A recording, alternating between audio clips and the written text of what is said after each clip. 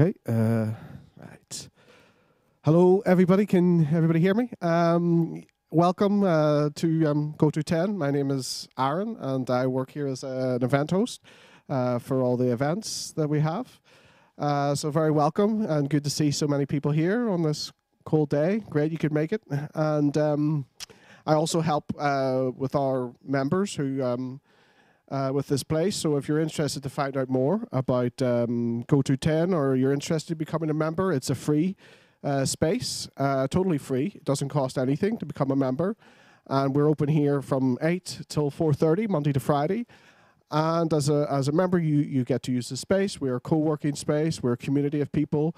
We have events like this all the time. So welcome to join us, and you can talk to me and if you want to find out more. But welcome, I'm going to pass you over to Anna, who's going to introduce the event today. So thank you.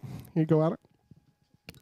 Thank you, Aaron. And also from my side, a very welcome to today's Tech Tuesday.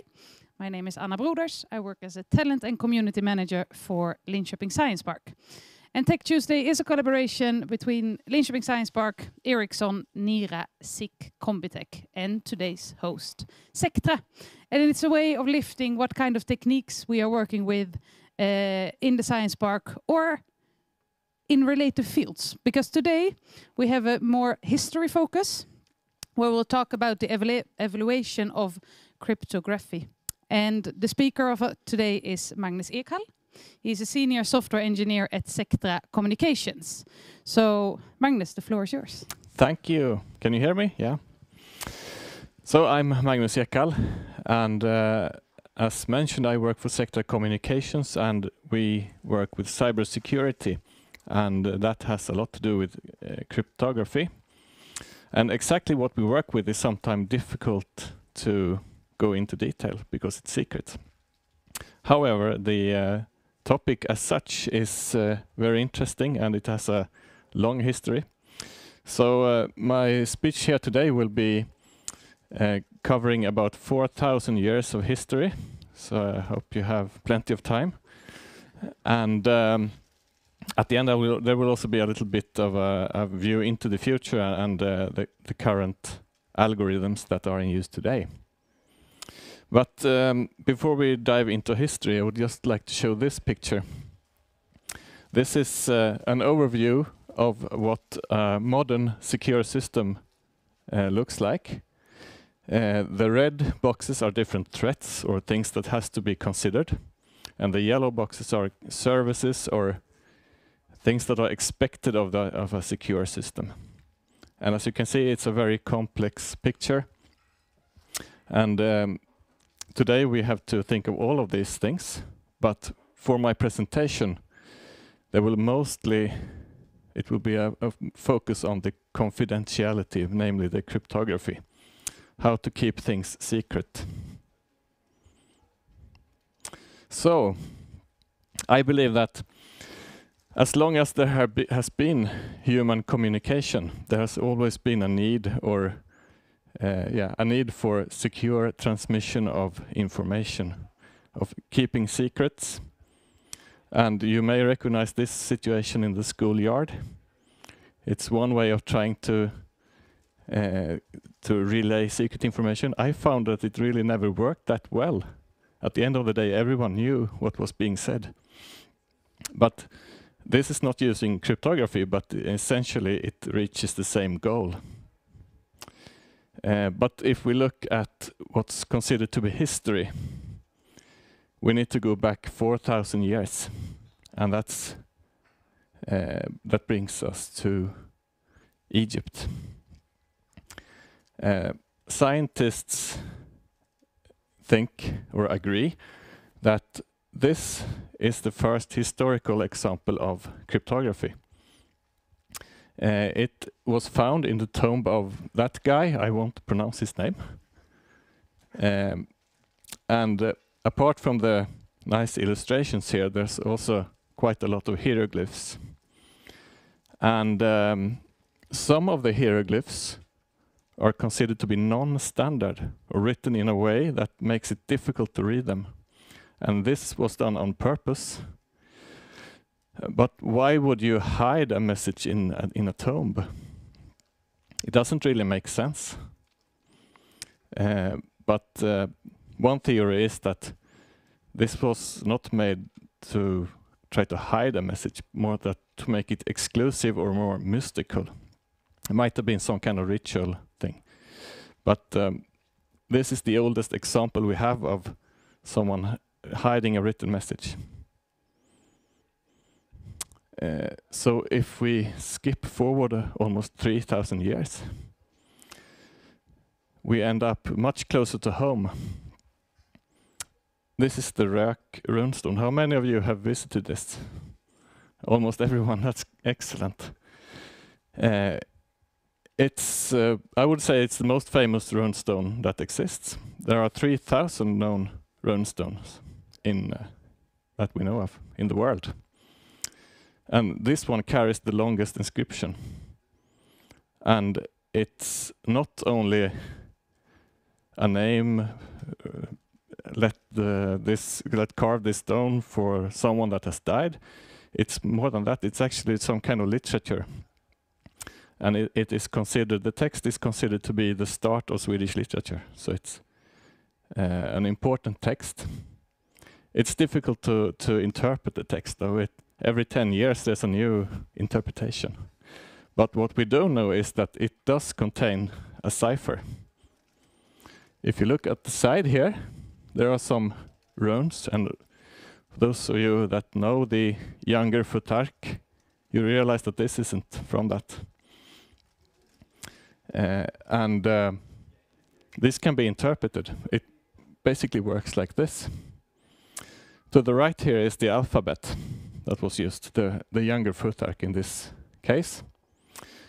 They normally wrote it in 3 lines like this. And each rune has on the top some lines to the left. That denotes which row is used. And at the bottom there are lines to the right, and that denotes which character on that row. So for the first one, it's row number 2, and character number 5, that's an S. The second one, the same row, but character 4, that's an A, and so on.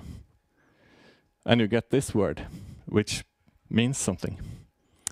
And this word is also written in clear text on the stone itself, so it reoccurs several places. So I think it's interesting that the oldest piece of literature we have also has encryption in it. And why would you encrypt something on a big, elaborate stone that you probably want to display? I think it's the same answer as for the Egypt hieroglyphs. It's to make it more exclusive, perhaps, make it more magical in some way. We don't know, but this isn't the only runestone that carries some kind of encryption or hidden message. Right. You see that I move quite fast here because we have 4,000 years to cover. This is what we believe it means, by the way. Tell people that legend and then something follows. Right. Move forward to 1587, to the British Isles. And we have these 2 characters. To the left is Queen Elizabeth. Well, it's actually not. It's Miranda Richardson, I think, but it should be Elizabeth I. To the right is her cousin, Mary. Mary Stuart, or Mary Queen of Scots. Elizabeth was the Queen of England, and Mary was the Queen of Scotland. Elizabeth was a Protestant. Mary was a Catholic. I guess the family dinners which they attended were probably a bit tense. There were some natural, tensions between these 2 fractions. And in the end, Mary was forced to abdicate. And she was put in prison by Elizabeth. Even though she was in some kind of custody, she was still considered to be a threat because people wanted to set her free and perhaps take over the throne here. Elizabeth, she employed a spy master called Walsingham. He was in charge of spies and also counterintelligence, or protecting the queen. Mary, whilst in prison, was able to communicate with the outside by smuggling letters out. And as an extra layer of protection, she sometimes used a cipher. And a cipher she used was called a nomenclator. And that's a very common kind of cipher for this era. And it basically works like this. This is the cryptographic key. It's quite big, as you can see.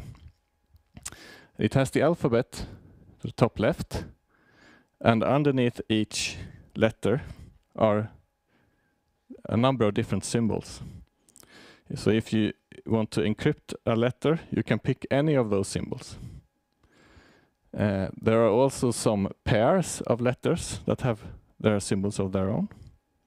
Some common word endings, and common words, such as the Pope, King of France, for example. They had their own character. And interestingly enough, there is a whole row of symbols that doesn't mean anything. They're nulls. And the instruction is to mix those whenever you can into the text to make it harder to do some kind of statistical analysis of the encrypted text. And there are also some special signs. One that means double whatever character was used before. And one that means disregard the previous character. So it's kind of an advanced system. And if you only have access to the ciphertext here, it's actually quite difficult to reconstruct this table and understand what's being said. So in that sense, it's quite secure. The problem is, of course, that everyone that uses this must have the exact same sheet, otherwise it doesn't work. And there's lots of symbols to keep to write. There must be some cumbersome, but if you're in jail, I guess you have that time. So.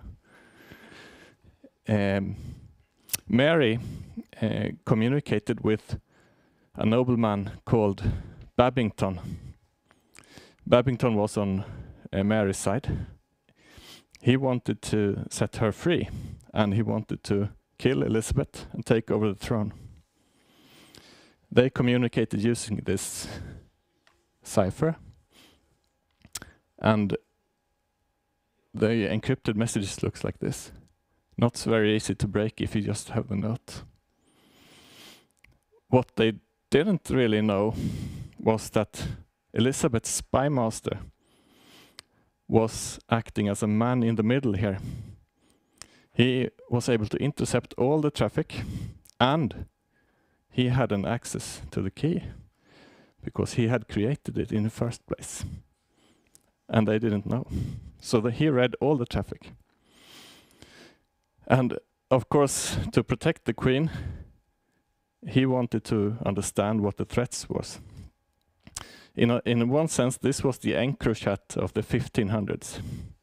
And if it would have been EncroChat, it might have looked like this. We have Babington to the left and Queen Mary here. So he says, yeah, I have some friends. We want to rescue you. Should we go for it? And Mary sends a response, sure thing, let's get rid of Elizabeth. And here, the spy master adds a message. By the way, who are your friends? And Babington responds, oh, we are Salisbury, Dawn, Bern, and so on. And of course, what happens? Yeah, off with their heads. Actually, it was just Elizabeth that lost her head. Mary lost her head. The other ones were well, disposed of in a more cruel way. And this shows that man-in-the-middle attacks have been around for ages. They are still a threat today, although in a slightly different setting perhaps. But the problem has been known, and in this case, Walsingham was the actual man in the middle here. Now then, this is where I will not talk about the Enigma machine, because it's been talked about so frequently that, and there is so much else going on during World War II when we talk about encryption and cryptology, that I thought I should lift up one of the more interesting systems that also is very high tech. It's an encrypted voice system built by the US. It's called SigSally, and I would like to say that this is the first example of a speech encipherment system. Previously there had been voice scramblers that kind of made the voice difficult to hear, and it had to be reconstructed somehow, but that was not using encryption. This system was actually encrypting the information. And it was a huge project, lots of scientists. And the principle of the machine is like this. You have a microphone, you speak into a receiver, and this analyzes the voice and extracts parameters from it.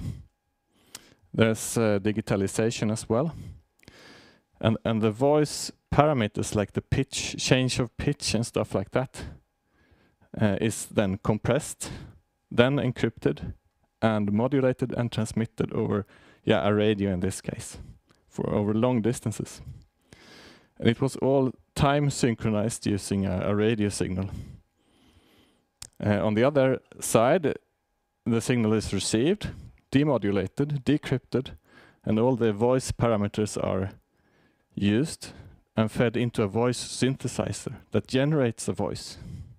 It's not the same voice that was spoken into the microphone, but it has the same properties. So it's very advanced for its time, and it was also very secure. It looks like this. This is one of the systems.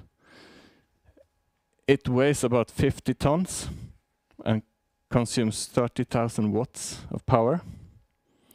They built 12 of them, one in Washington, one in London. One was on a ship, I think, so they were spread out around the world, and they were used for 3 years. So this enormous project resulted in 12 units used for 3 years. One interesting detail is that you see the turntables at the top here. That's where the cryptographic key is read into the system. They were actually on records. Each record had enough keying material for, I think it was 17 minutes. So while one was being used, the other one was being prepared, and they switched over. And the keys used could only be used once, then they had to be destroyed. So there's quite a big logistical issue getting this working. But they did get it working. And here's a list of inventions that were done for this system within this project. And I would say that many of these are still used today. You may even recognize them. For example, we have pulse code modulation, PCM sound, multiple frequency shift keying, and so on, speech bandwidth compression. All of those things are, well, many of them at least, are used today. And to be able to do this, they had a whole score of scientists, and some of them you might know, like Harry Nyquist, Alan Turing, and Shannon, what's his name? Claude Shannon. All of them were involved in one way or another, and a whole bunch more. But was it practical? I mean, 50 tons, 30,000 watts. Just as a comparison, this secure mobile phone can do the same that like the Sig Sally, but and more, but uses not 30,000 watts.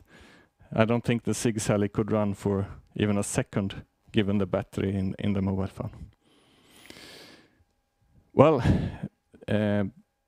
what if you needed secure speech, but you didn't want to bring 50 tons of equipment around? Well, this is also a system that was used by the US.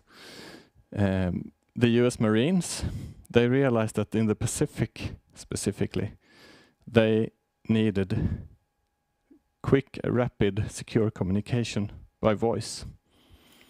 And for some reason they decided to employ 300 Native Americans from the Navajo tribe, because that language was very isolated, not related to anything, extremely difficult to speak and learn.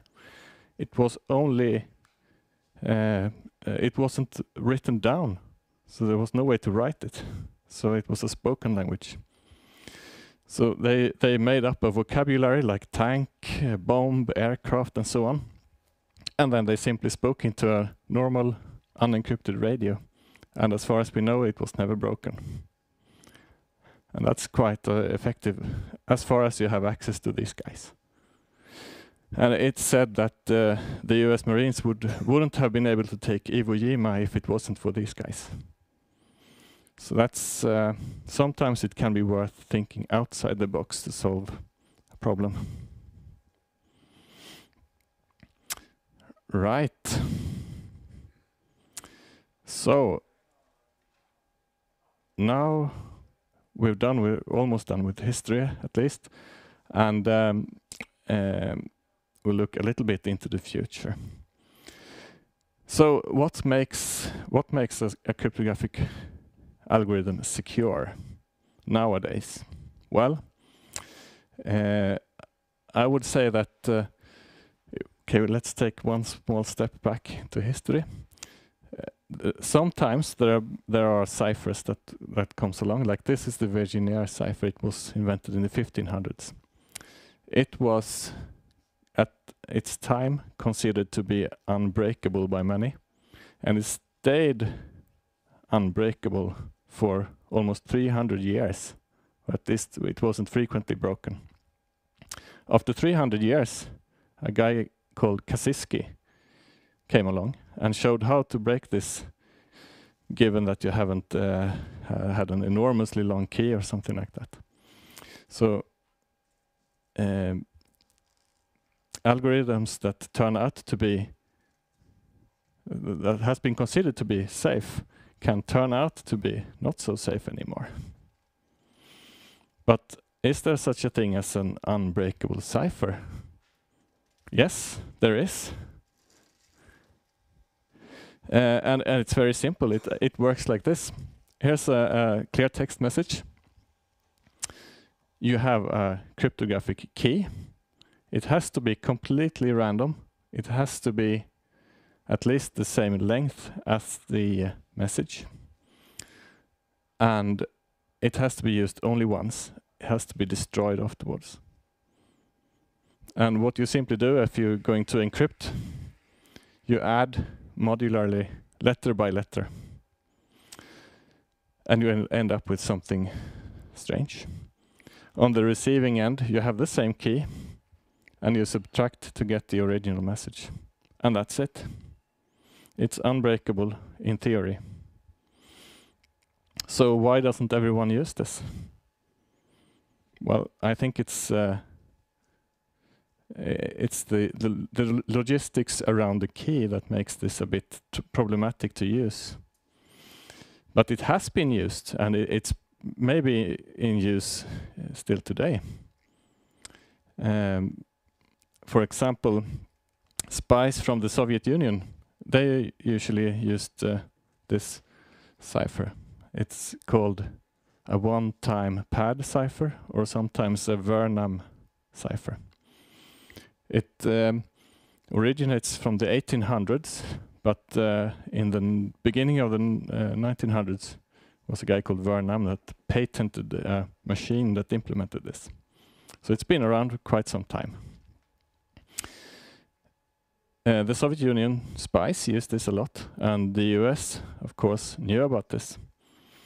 They started a project in 1943 called Venona, and they collected the encrypted traffic from the spies and built up a huge database of these messages, and they analyzed it, and most of the time they couldn't find a way into it because it's unbreakable, right? Well, the project ran until 1980, and during this time they managed to decipher about 3,000 messages of the unbreakable cipher. And the answer to the question, how did they do it, is of course, well, the Soviet Union sometimes, the key production sites reused old keys by mistake maybe, or to save some time, we don't know. This was discovered and utilized.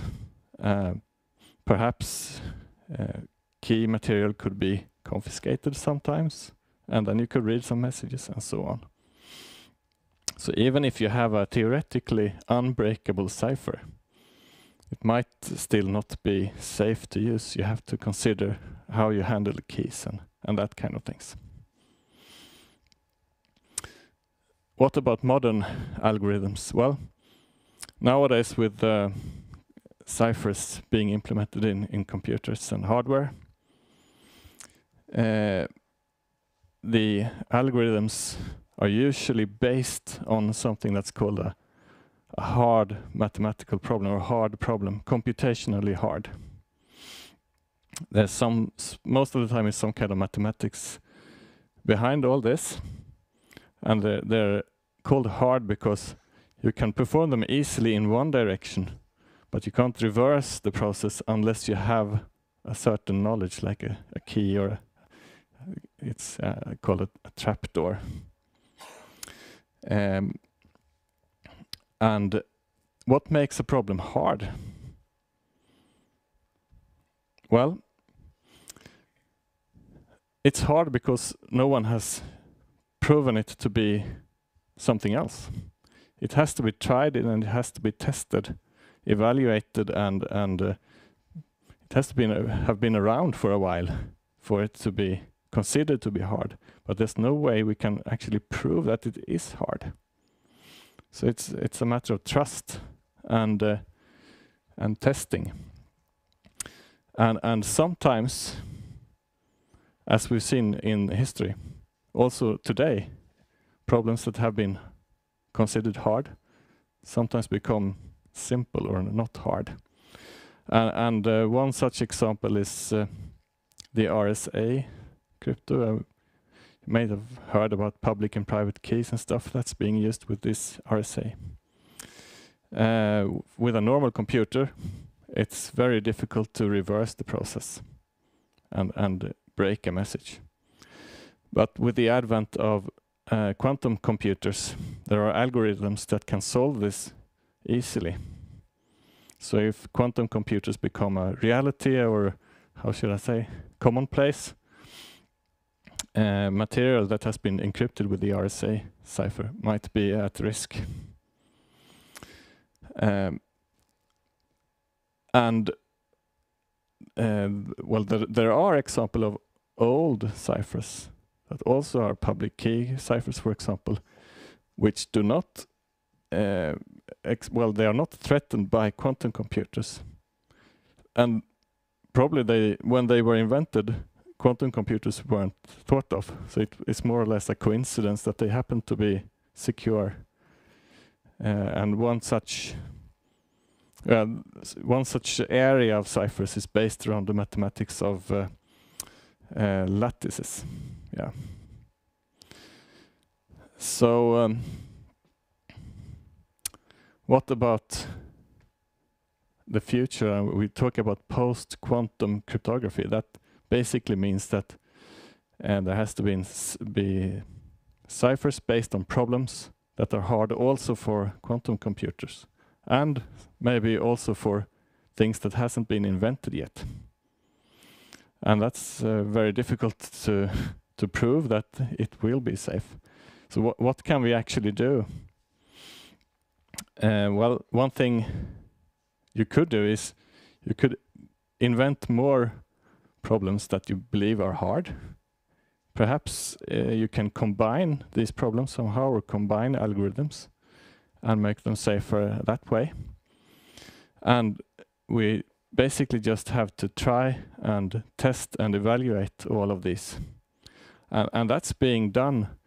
There's a US institute called NIST, and they host, I don't know, is it finished yet or? No, it's still running a competition to evaluate the different post-quantum cryptographic algorithms. And it turned out like one of the finalists that actually had been scrutinized and evaluated and tested, and when it was a finalist, it was shown that it's not hard. So then that one was out of the game, so to speak. So it's not an easy problem. There's not an easy way to prove that this will work. It has to be tried and tested.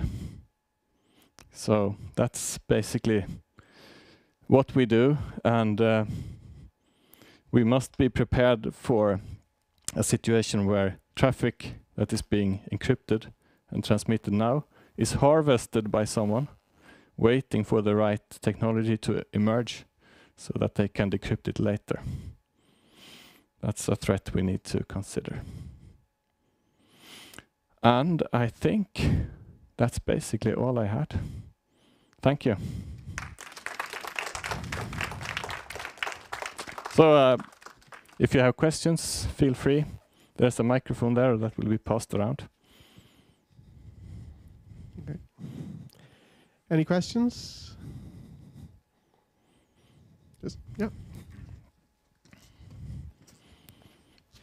You said in the end that those things have to be considered. How are you actively now considering it, or what are strategies against it? Well, I guess I can't answer specifically, but one way is to combine different methods, for example. So if one problem turns out to not be hard, you still have more than one to protect you.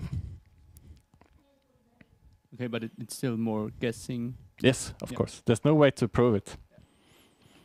Thank you.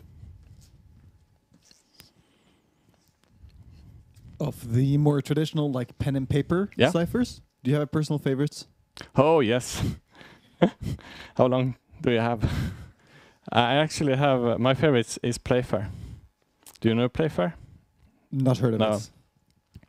It's a pen and paper cipher. It was used as such, I think, also up to the Korean War, I think. It's not safe for longer messages, but for short messages it's quite okay. And you can easily do it with pen and paper. The key isn't very big even. So look it up. It's my favorite. Good question. Any other questions?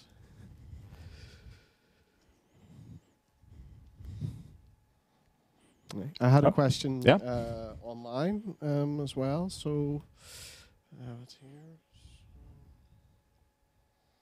It was how would you transport the cipher keys when they are randomly generated? You have to prepare that in advance, or how do you do that today if you never meet in person, for example? Yeah, okay, good question. If you use a one-time pad cipher, you basically have a key production site somewhere, someone that is responsible for creating these random keys. And they create 2 keys, one copy of each key that they generate. And they had to be transported to the parties that should be able to communicate. And that's the big problem. You have this kind of logistical issue. if you use asymmetrical ciphers, like I hinted about this public key,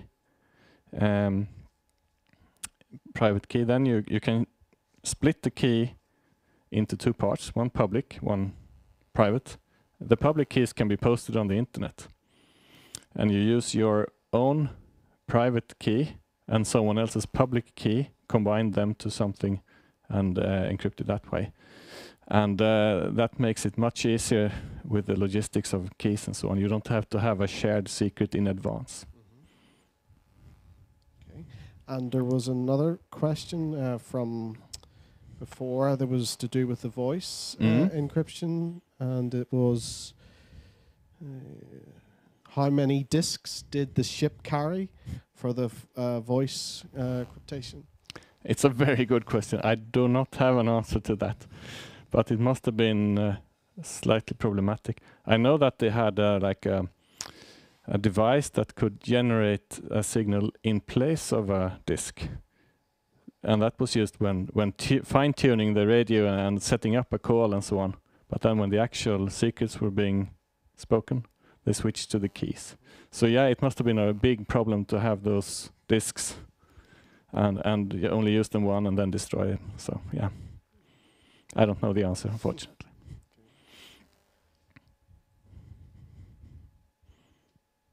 Any more questions? Yeah. Slight follow-up question to that part about the keys. Yeah. The destruction of the keys, was that just for like informational security, or were they somehow like broken during the process? In this Sig-Sally cipher, they actually used a one-time pad cipher, and that means if you reuse the key even once, it's quite easy to deduce the clear text of both messages. So it's a matter of a simple mathematical operation. You can just remove the whole key part of it. So yeah, it was the way the cipher was used that mandates that you destroy the keys afterwards. Thank you very much. Yeah.